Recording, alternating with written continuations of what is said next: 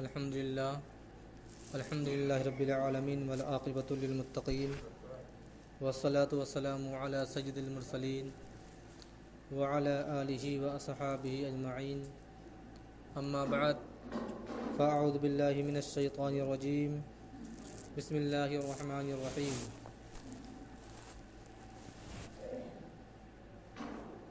وبالوالدین احسانا اما یبلغن عندک الکبر احدہما صدق اللہ مولانا العظیم وبلغنا رسولہ النبی الامین المکین الکریم ونحن علی ذلک لمن الشاہدین والشاکرین والحمد للہ رب العالمین۔ محترم حضرات، کچھ عرض و معروض سے قبل آئیے اپنے آقا نامدار مدینے کے تاجدار جناب روح فدا محمد عربی صلی اللہ تعالی علیہ وسلم کی بارگاہ بے کس پناہ میں درود و سلام کی ڈالی نچھاور کریں اور پڑھیں بابا سے بلند اللہم صلی علی سیدنا شفیعنا حبیبنا کریمنا مولانا محمد وبارک وسلم صلاۃ و سلام علیک یا رسول اللہ صلی اللہ تعالی علیہ وسلم۔ محترم سامعین، میں نے جس آیت مقدسہ کی تلاوت کا شرف حاصل کیا، اللہ رب العزت قرآن مجید کے سورہ بنی اسرائیل میں ارشاد فرماتا ہے وَبِالْوَالِدَيْنِ إِحْسَانًا إِمَّا يَبْلُغَنَّ عِنْدَكَ الْكِبَرَ أَحَدُهُمَا أَوْ كِلَاهُمَا فَلَا تَقُلْ لَهُمَا أُفٍّ وَلَا تَنْهَرْهُمَا وَقُلْ لَهُمَا قَوْلًا كَرِيمًا۔ اتنی لمبی آیت مقدسہ اللہ تبارک و تعالی نے والدین اور ماں باپ سے اس کے بچے کو، اس کے بیٹے کو کس طرح سے بات کرنی ہے، اپنے ماں کے روبرو، اپنے والدین کے روبرو جانا ہے تو کس طرح گفتگو کرنی ہے، ان سے کس طرح بات کرنا ہے، اللہ تبارک و تعالی قرآن مجید میں ارشاد فرماتا ہے، جس کا ترجمہ یہ ہے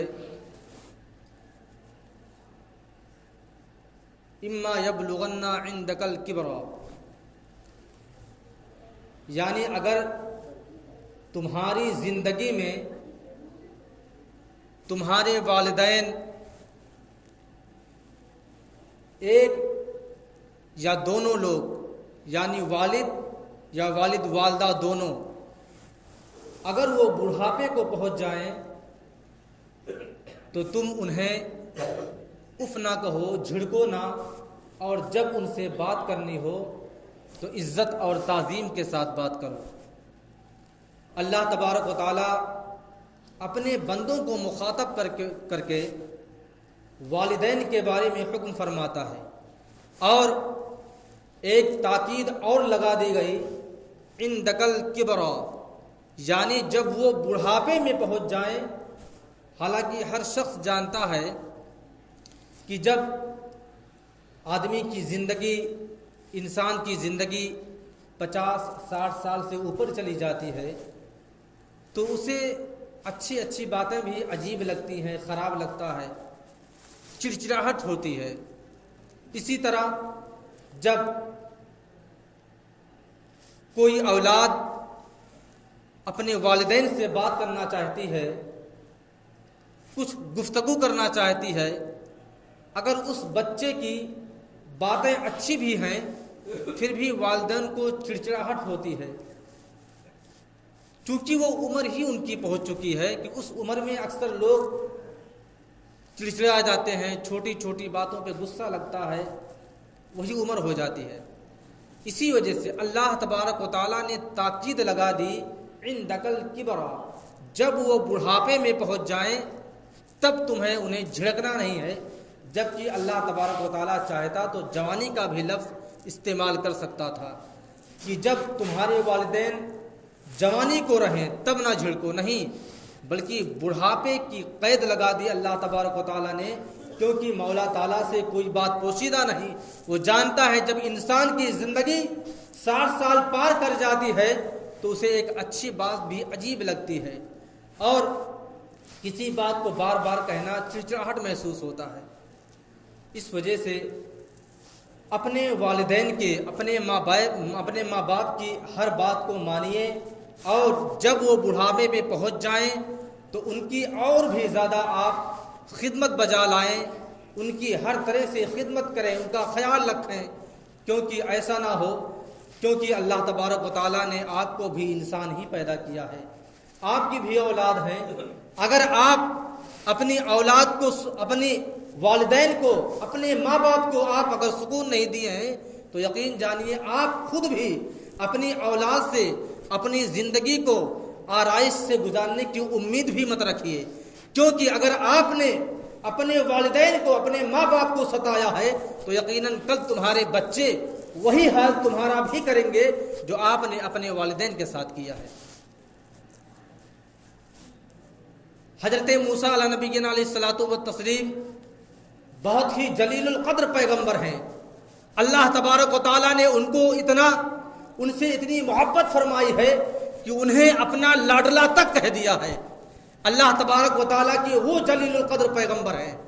حضرت موسیٰ علیہ نبی علیہ الصلوۃ والتسلیم، اکثر لوگ جانتے ہیں کہ جب حضرت موسیٰ علیہ نبی علیہ الصلوۃ والتسلیم کو اپنے رب سے گفتگو کرنی ہوتی تھی تو اپنے گھر سے نکل کر کے کوہ طور پر چلے جاتے تھے اور اللہ تبارک و تعالیٰ سے باتیں اور کلام کرتے تھے۔ لیکن ایک وقت ایسا بھی آیا جب حضرت موسیٰ علیہ نبی علیہ الصلوۃ والتسلیم اپنے گھر سے کوہ طور پر جانے کے لیے اللہ تبارک و تعالیٰ سے ہم کلام ہونے کے لیے نکلے تو جیسے ہی قدم ان کا گھر سے باہر نکلتا ہے غیب سے آواز آتی ہے، موسیٰ آج جب کوہ طور پر آنا اور مجھ سے بات کرنا تو اپنی زبان کو سنبھال کر کے نکالنا، اور آج تم مجھ سے بات کرنے کے لیے آ رہے ہو تو یقین جانو اپنے قدم کو سنبھال کے رکھو، کیونکہ تم رب کی بارگاہ میں آ رہے ہو۔ موسیٰ علیہ نبی علیہ الصلوۃ والتسلیم بڑے تعجب میں پڑ گئے، مولا تعالیٰ اس سے پہلے تو میں 12 سینکڑوں بار آ چکا ہوں، لیکن مولا تعالیٰ تو نے کبھی نہیں کہا کہ موسیٰ اپنے قدم کو سنبھال کر کے آؤ، اپنی زبان کی لغزشوں کو سنبھال کر کے بات کرنا، میری بارگاہ میں آ رہے ہو اپنے قدم کو ادب سے رکھو۔ مولا تعالیٰ تو نے کبھی نہیں کہا، میں تو تجھ سے سینکڑوں بار گفتگو کر چکا ہوں، مولا تعالیٰ آج یہ کہنے کی وجہ کیا ہے؟ آج تیرے جلال ہونے کی وجہ کیا ہے؟ موسیٰ علیہ نبی علیہ الصلوۃ والتسلیم جبکہ اللہ تبارک و تعالیٰ کے جلیل القدر پیغمبر، انہیں اللہ تبارک و تعالیٰ کا لاڈلا تک کہا گیا ہے، اس کے باوجود اللہ تبارک و تعالیٰ ان کو تاکید فرما رہا ہے۔ کیوں؟ جب موسیٰ علیہ نبی علیہ الصلوۃ والتسلیم نے عرض کیا مولا تعالیٰ اس کی وجہ کیا ہے، رب قدیر نے فرمایا موسیٰ آج سے پہلے جب تم مجھ سے کوہ طور پر بات کرنے کے لیے آیا کرتے تھے تو تمہاری ماں کا سایہ تمہارے اوپر تھا، تمہاری ماں آج پردہ کر چکی ہے اور تم مجھ سے بات کرنے کے لیے آ رہے ہو۔ اس سے پہلے جب کبھی بھی تم مجھ سے گفتگو کرنے کے لیے، ہم کلام ہونے کے لیے آیا کرتے تھے تو تمہاری ماں کی دعاؤں کا ساتھ تمہارے ساتھ رہتا تھا۔ تمہاری ماں جب تم گھر سے اپنے قدم کو نکالتے تھے تو فوراً تمہاری ماں اپنے ہاتھ کو دراز کرتی تھی، یا مولا تعالیٰ میرے بچے پر رحم کرنا، میرے بیٹے پر رحم کرنا، مولا تعالیٰ موسیٰ ہے اس کے اندر جلال ہے، تجھ سے ہو سکتا کہ جھگڑ جائے لیکن مولا تعالیٰ کچھ بھی ہے میرا لاڈلا ہے، تو اس پر رحم کرنا۔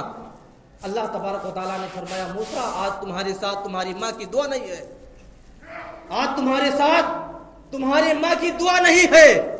جب بھی تم آتے تھے تمہاری ماں کی دعا تمہارے ساتھ ہوتی تھی، جس طرح چاہے بات کرتے تھے، تمہارے رب کو کوئی اعتراض نہ تھا۔ کیوں؟ اس وجہ سے کہ تمہارے پہنچنے سے پہلے تمہاری ماں کی دعا مجھ تک پہنچ جاتی تھی، اس وجہ سے تم چاہے جو بات کر سکتے تھے۔ سوچئے اتنے بڑے جلیل القدر پیغمبر کی جب اپنے ماں کی دعاؤں کی ضرورت ہے تو ہماری آپ کی کیا اوقات ہے؟ ہمیں تو اور بھی زیادہ، ہماری تو کوئی حیثیت ہی نہیں ہے، ہمیں تو ہر وقت ہر منٹ کے لیے اپنے والدین کی دعاؤں کے ہم محتاج ہیں کہ ہمارے والد والدہ ہمارے لیے کوئی دعا کر دیں. اتنے بڑے جلیل القدر پیغمبر جنہیں اللہ تبارک و تعالیٰ نے اپنا لاڈلا کہا,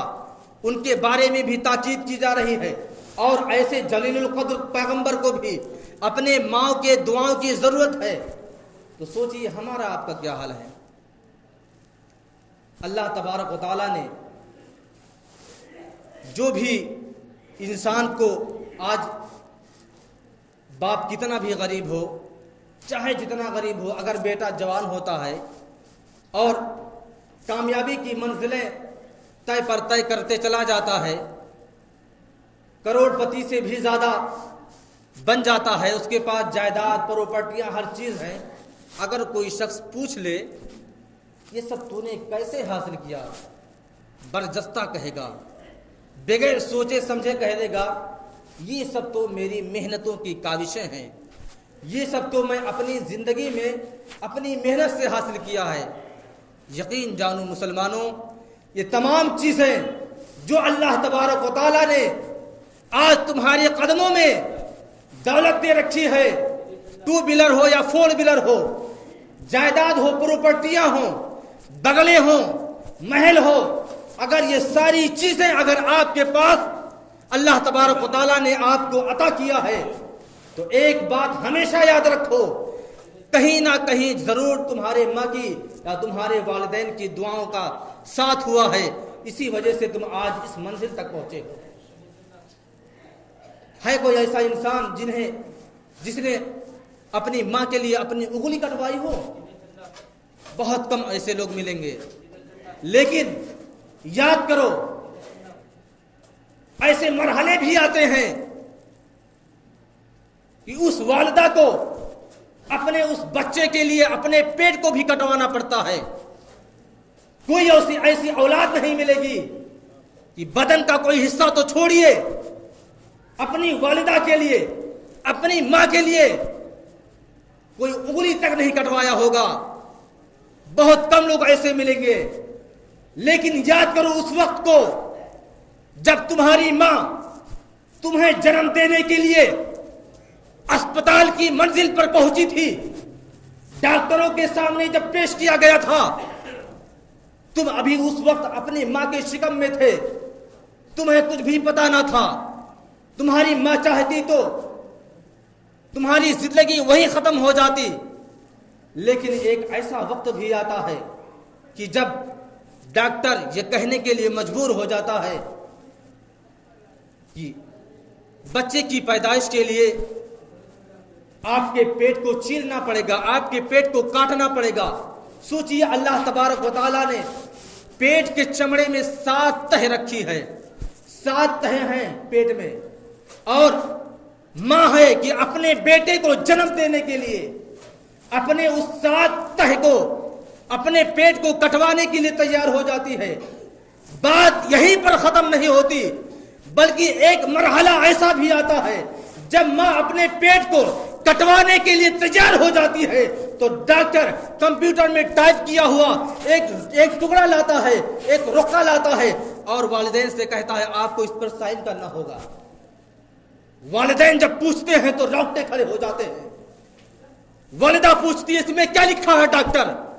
ڈاکٹر برجستہ کہتا ہے اس میں یہ لکھا ہوا ہے کہ اگر پیٹ چیرتے وقت آپریشن کرتے وقت اگر تمہاری جان چلی گئی تو اسپتال یا ڈاکٹر کوئی ذمہ دار نہیں ہوگا. سوچئے ایک والدہ ہے, ایک ماں ہے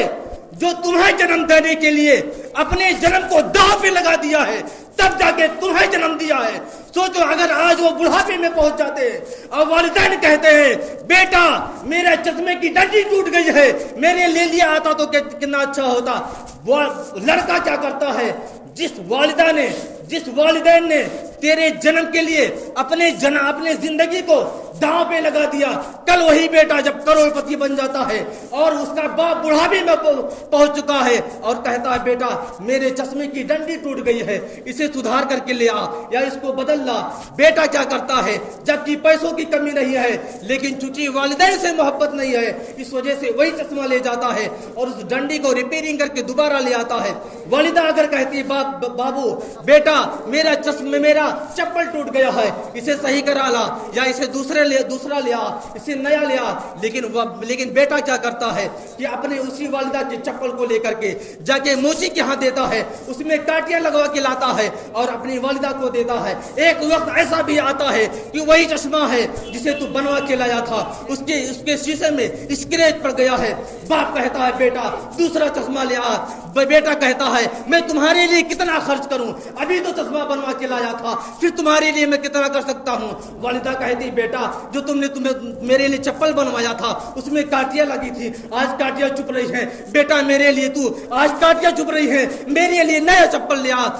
بیٹا کیا کہتا ہے میں تمہارے لیے کتنا خرچ کروں، میں تمہارے بڑھاپے کے سنبھالوں یا اپنے بچوں کی پڑھائی لکھائی دیکھوں، کیا کیا دیکھوں۔ سوچئے جس والدہ نے اپنی زندگی کو تمہاری زندگی کے لیے داؤ پہ لگا دیا تھا آج اس کا کوئی پرسان حال نہیں، آج اس کا کوئی دیکھنے والا نہیں۔ ایک وقت ایسا بھی آتا ہے جب تمہاری عمر بہت کم ہوتی ہے، تمہارے والد یا والدہ بازار میں جاتے ہیں تمہارے کپڑے کی خریداری کے لیے اور جب دکان پر پہنچتے ہیں دکان والا دکھاتا ہے کپڑے دکھاتا ہے، ماں کہتی نہیں میرے لال پہ اچھا نہیں لگے گا، دوسرا کپڑا نکلواتی ہے، تیسرا نکلواتی ہے، دسیوں کپڑے لٹواتی ہے، جو سب سے خوبصورت ہوتا ہے جس کی قیمت سب سے زیادہ ہوتی ہے، اگرچہ والدین کے پاس پیسے نہیں ہوتے پھر بھی اپنے لخت جگر کے لیے اتنا قیمتی کپڑے خریدواتی ہے، والد ہو یا والدہ۔ لیکن ایک وقت ایسا بھی آتا ہے، میں تو مسلمانوں یہ بھی کہتا ہوں جامع مسجد کے لوگوں میری آپ سے گزارش ہے کہ جب اللہ تبارک و تعالی تمہیں اس لائق بنا دے تو بڑھاپے میں بھی ایک بار اپنے فور ویلر میں بٹھا کر کے اپنے والدین کو بازار میں لے جاؤ اور جس والدہ نے دسیوں کپڑے تمہارے لیے الٹوائے تھے، جس والد نے دسیوں جوتے تمہارے پیر میں ڈال کر کے نکلوائے تھے تمہارے بچپن میں، آج تم بھی وہی کارنامہ کرو، اپنے والد یا والدہ کو لے جاؤ بازار میں لے جاؤ، شاپنگ کرانے لے جاؤ اور تمہارے والد جو خود پسند کر لیں وہی نہیں پہنا دو، بلکہ سب سے زیادہ قیمت جس جوتے یا جس کپڑے کی ہو وہی کپڑا ان کے لیے زیبتن کروا دو، وہی جوتا ان کے لیے خریدوا دو۔ یقیناً جانو تمہاری زندگی بھی بن جائے گی۔ دنیا کیا کہتی ہے نہیں سوچنا ہے، سسرال والے کیا کہیں گے سوچنا نہیں ہے۔ یقین جانو دنیا کچھ بھی کہے لیکن مدینے والے آقا کی دعاؤں آپ کے لیے ضرور نکل جائے گی۔ اسی لیے میری گزارش ہے کہ اپنے والد اور والدہ کے لیے جب بھی بڑھاپے میں پہنچ جائیں تو یقیناً سب سے زیادہ قسمت دار اولاد وہ ہوتی ہے جن اولاد کا پیسہ روپیہ اپنے بوڑھے ماں باپ کے اوپر خرچ کرنے کا موقع مل جاتا ہے۔ سب سے زیادہ قسمت دار اولاد وہی ہوتی ہے، ورنہ وہ اولاد جس کے پاس دنیا کی تمام نعمتیں موجود ہیں لیکن اگر اس نے اپنے ماں باپ کو بڑھاپے میں جھڑکا ہے، اگر انہیں ڈانٹا ہے اور ان کے اوپر بڑھاپے میں روپیہ پیسہ خرچ نہیں کیا تو یقین جانو تمہاری زندگی بھی بیکار ہے، تمہارا آخرت بھی اکارت ہو جائے گا۔ اور اگر اپنا قیمتی پیسہ اپنے ماں باپ اس بوڑھے ماں باپ کے لیے خرچ کیا ہے تو یقین جانو اگر آپ لکھ پتی تھے تو چند سال میں اللہ تبارک و تعالیٰ آپ کو کروڑ پتی بھی بنا سکتا ہے۔ کیوں؟ اس وجہ سے جب اپنے والدین کے لیے آپ کچھ کرو گے تبھی ان کے منہ سے دل سے آپ کے لیے دعا نکلے گی، اور یقین جانو اگر ماں کے والدین کے منہ سے دل سے دعا نکل گئی باپ اولاد کے لیے تو یقین جانو زندگی بھی بن جائے گی اور آخرت بھی بن جائے گا اور سماج میں بھی آپ کی عزت بڑھ جائے گی۔ اللہ تبارک و تعالیٰ کی بارگاہ میں دعا ہے کہ اللہ تبارک و تعالیٰ ہم تمامی مسلمانوں کو ایک بنائے، نیک بنائے، صراط مستقیم پر چلنے کی توفیق و رفیق عطا فرمائے، اور خاص کر کے اپنے والدین کی خدمت دل سے اور محبت سے کرنے کی توفیق و رفیق عطا فرمائے۔ وآخر دعوانا الحمدللہ رب العالمین۔ السلام علیکم۔